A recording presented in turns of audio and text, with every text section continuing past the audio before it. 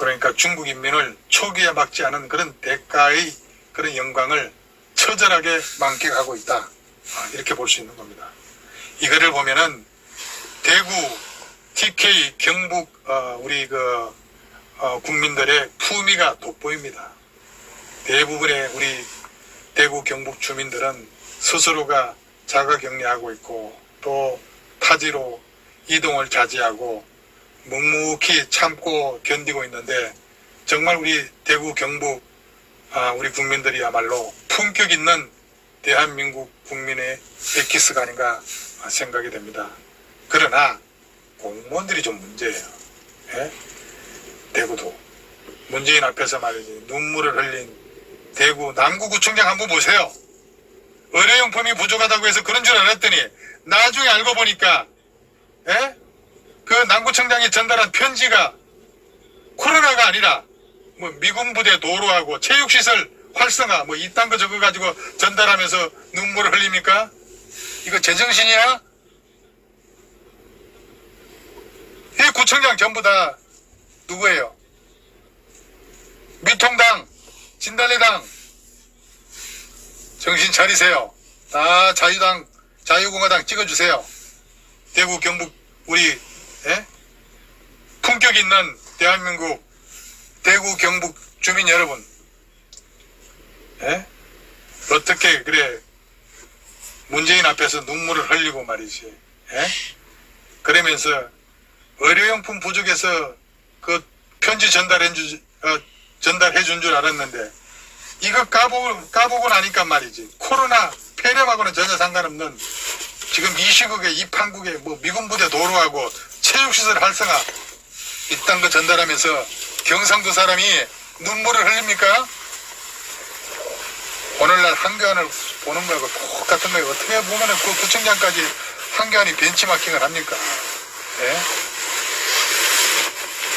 그리고 말이죠. 제가 오늘도 보니까 무슨 뭐 권영진이 그냥 뭐 난리가 났더라고요. 뭐 가짜뉴스 하면서 뭐 사기가 물론 뭐 고생하는 거는 알지만은 그 팩트는 정확하게 알아야죠. 1월 14일부터 20일까지 그 중국의 강소성 하남성 그 지역에 중고등학교 학생들 그 1000명 이상 유치를 했지 않습니까? 대구로 수학여행 온 거에 팩트입니다. 그 이후에 뭐 계획된 수학여행은 취소가 했다고 내가 들었는데 중국에서 대구로 온 여행객의 숫자 이거 적지 않은 숫자입니다. 이거 권영진이 판단 잘못으로 이렇게 된 거예요. 근데 뭐 대구가 신천지를 비롯해서 지금 많은 시민들 고통받고 있습니다. 대구시청 홈페이지 한번 들어가 보세요.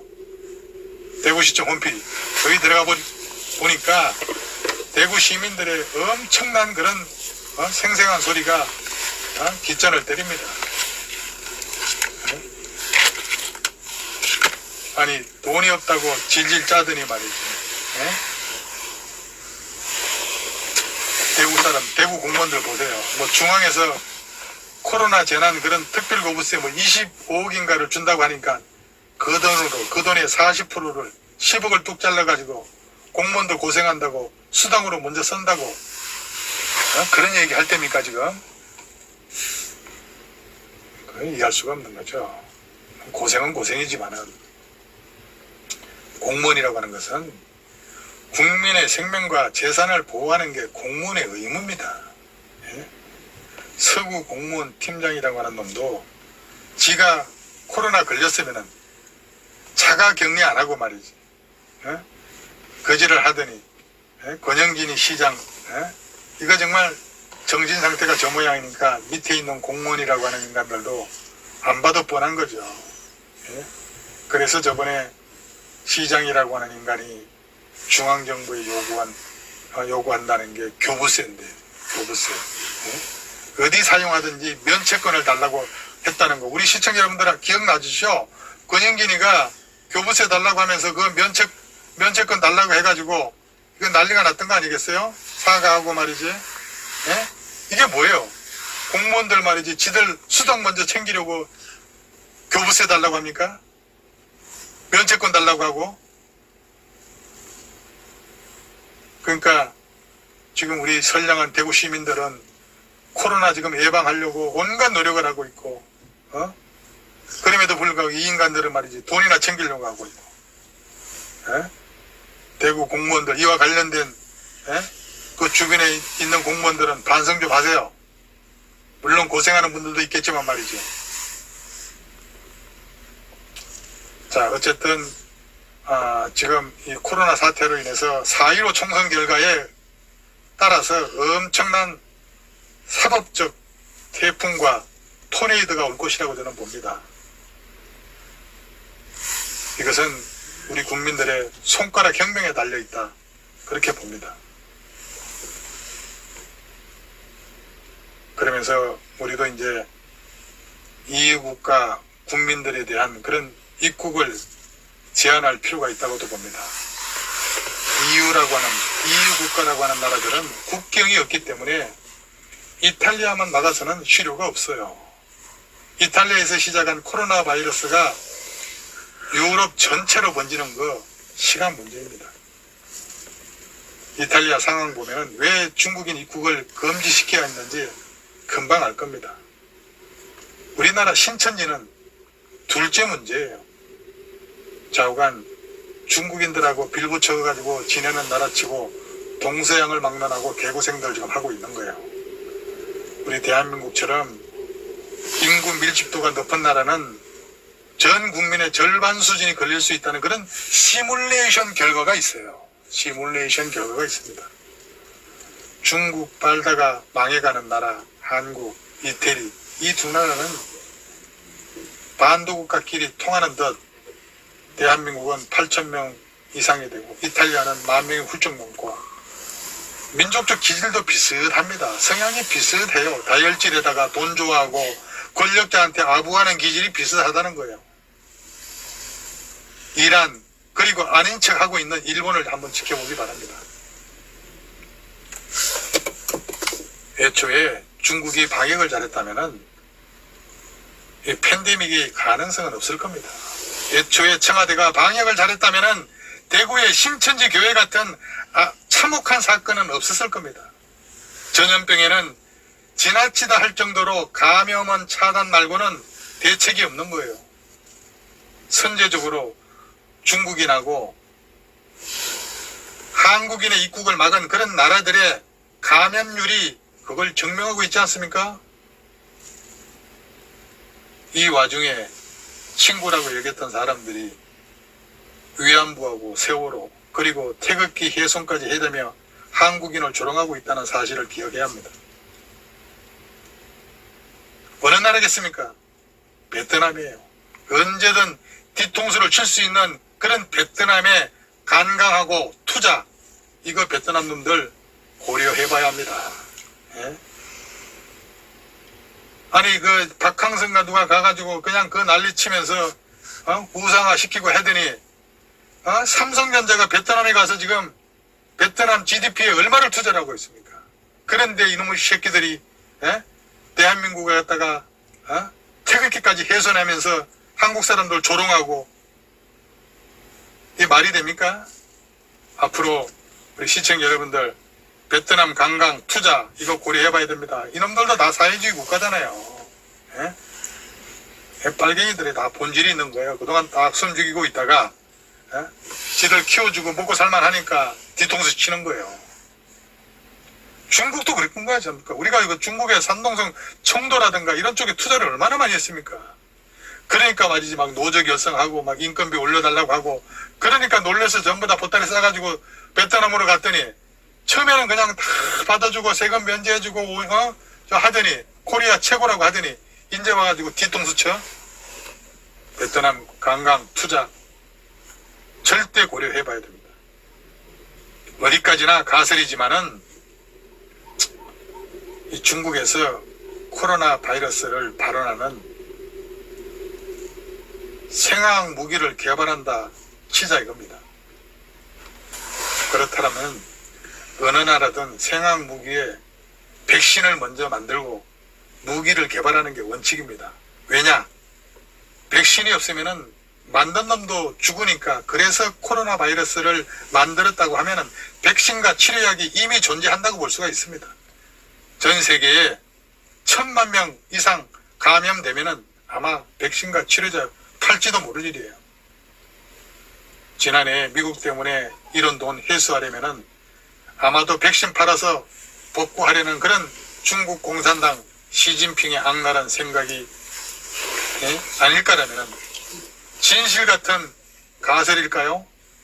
제가 가설이라고 하는 전제하에 말씀드린 겁니다. 만일에 일부 전문가들의 그런 예상대로 우한 폐렴 바이러스가 중국이 생화학 무기로 개발된 걸로 밝혀진다고 하게 되면은 중국은 대한민국을 비롯한 전 세계 거의 모든 나라한테 피해 부분들에 대해서 아마도 천문학적인 금액으로 배상해줘야 될 거고, 아마도 그걸로 인해 중국은 폭망, 해체가 되고 중국 공산당은 영원히 사라질지도 모를 일입니다. 아울러 그 추종 세력과 김정은 또한 드물어 같은 운명을 2020년 내지 2021년에 맞이할 수도 있을 것이다. 그렇게도 점쟁이는 아니지만 예상을 해봅니다. 그 다음으로 코로나가 극심한 나라인 그런 이란. 그럼 이란은 왜 이렇게 역병이 창궐하고 있을까요? 이란은 미국의 대이란 경제 제재로 인해서 이란 수출액의 거의 이란 수출액의 30% 이상이 중국이에요. 30% 이상이. 당연히 중국과 활발한 교류가 이루어지고 중국인 관광객도 수백만 명에 달합니다. 이란은. 여기에다가 신천지 마냥 그 이란 같은 경우에 그 이슬람 애들 종교 행사 하지 않습니까? 그 종교 행사 할 때 어떻게 합니까? 촘촘히 앉아가지고 예배 보고, 이란 애들 그 예배 볼 때 뭐예요? 코를 갖다가 서로 비비지 않습니까? 코를 비비는 인사법. 이게 아마 코로나의 치명적이라고 할 수 있겠죠. 그런 이란은 이 뒤늦게 어쨌든 2월 말경에 중국인 입국 제한을 시행을 하고 있습니다. 이란도. 코로나 바이러스의 대표적 확산 국가가 한국, 이탈리아, 이란. 공통점이 뭐겠습니까?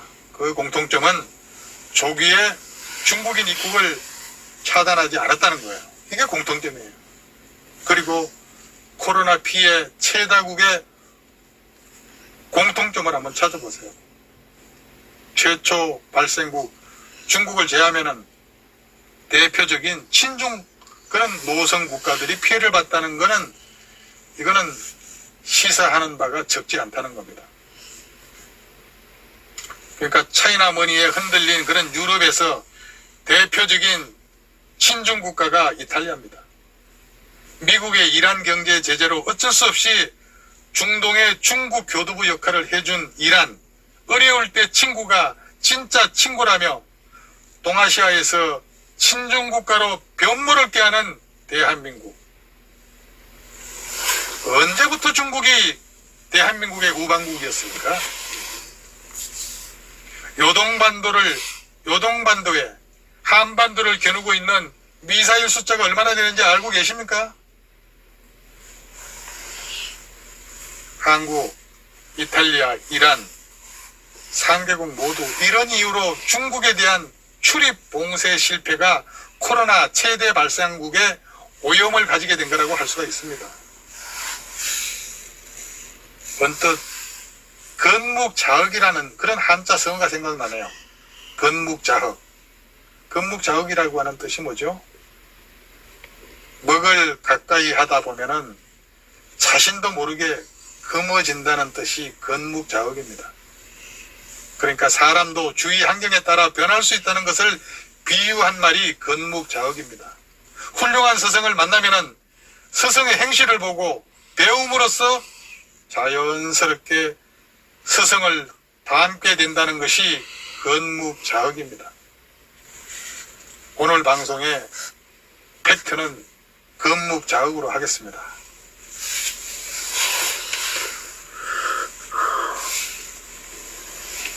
댓글이 안 보이네.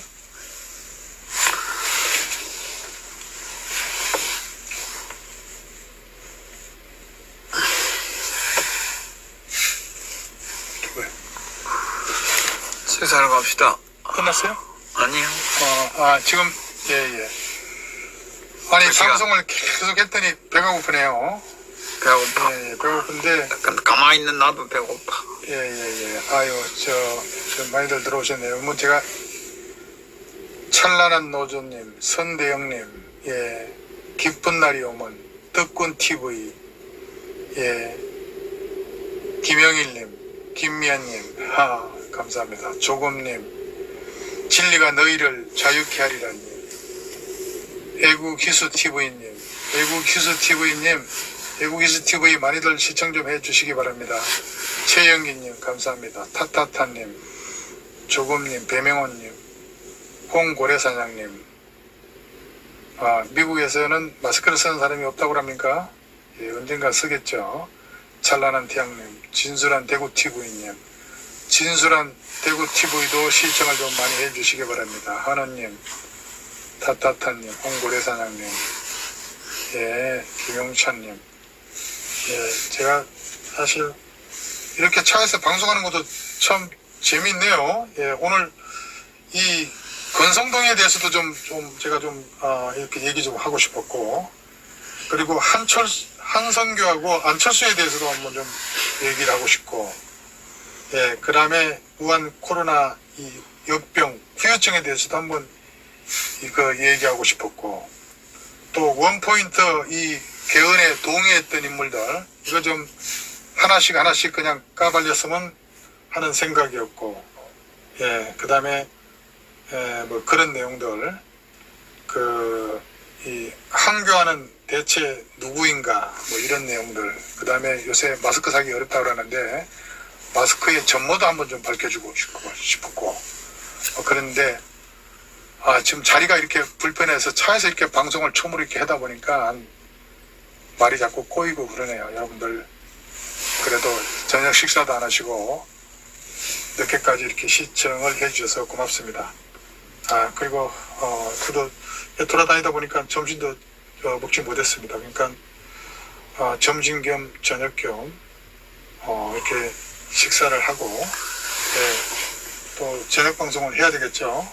예, 그래서 아니면은 또 저녁 방송도 뭐 이런 식으로 하면은 이따가 제가 저녁을 먹고 나서 이 마스크에 대해서 좀, 마스크 독점, 마스크가 왜 이렇게 사기가 어려운지 그 전모도 한번 좀 밝혀 드리고 싶고, 어쨌든 지금 미래통합당에 대한 그 공천 현황들, 그 다음에 개헌 발의로 인해서 지금 탄핵 7적 못지않게 그 개헌 발의 23적들, 이거를 전부 다 낱낱이 까발려야 될 것 같아요. 그게 바로 이제 원포인트 개헌 동의자들이거든요. 이거 4.15 총선에서 전부 낙마시켜야 됩니다. 그리고 지금 한성교가 지금 완전히 지금 황교안하고 지금 신발을 거꾸로 신고 지금 가려고 하고 있지 않습니까? 한성교가 왜 안철수를 찾았는지, 한성교하고 안철수의 그런 관계, 그리고 권성동이가 공천을 받지 못했다고 난리를 피우고 있죠. 그 권성동에 대해서 한번 분석을 하는 시간도 가져보고, 지금 김영호가 사천을 했는데 과연 사천한 그런 인물들이 누구고, 사천 대상자에 대해서 그 인물을 하나씩 파헤치고 싶고요. 요새 말썽이 이루고 있는 지호영이도 지금 민주당 공천해가지고 지금 문제가 되고 있지 않습니까? 지호영이가 과연 누군가, 뭐 하는 데인가, 뭐 이런 것들. 그 다음에 김영호의 그 사태는 이제 사태를 함으로 인해 가지고 그 과정하고는 쭉 설명을 했지만은, 김영호가 사태를 함으로 인해서 그 파열음이 어디까지 갈 것인가, 이런 것들. 그 다음에 이제 우리 공화당 동지 여러분들께서 많이 이제 지역에서 출마를 하시는데, 그 지역을 출마하는 데 있어서 어떤 전략들, 이런 여러 가지에 대해서 하는데, 아까 제가 방송이 시작 초반에 이렇게 말씀드렸는데, 이성우 후보자에 대해서는 여러 가지 어떤 저는 이성우 후보자는 그 노무현의 눈물을 벤치마킹을 해가지고 선거 벽보를 만들었으면 좋겠다는 생각을 합니다. 그리고 그 지역이 동작동 국립묘지가 있고 그 다음에 상대 후보가 나경원이가 지금 확정이 돼 있고 그러니까 그런 컨셉을 나경원이를 이길 수 있는 그 프레임과 이성우 후보자의 그런 장점을 잘 살리는 그런 마케팅 선거 전략이 필요하다고 보는 거거든요. 그래서 이성우 후보자를 조만간에 한번 시간을 내서 한번 선거 사무실을 가든지 여의도에 시간 내서 이렇게 만나보든지 해서 한번 제가 구상하는 이성우 후보자에 대한 어떤 생각을 한번 전해주고 싶은 생각을 갖고 있습니다. 그래서 이성우 후보자를 주변에서 도와주시는 분 있으면은 저하고 한번 통화를 할 수 있는 기회를 갖게 해주면 감사하겠습니다.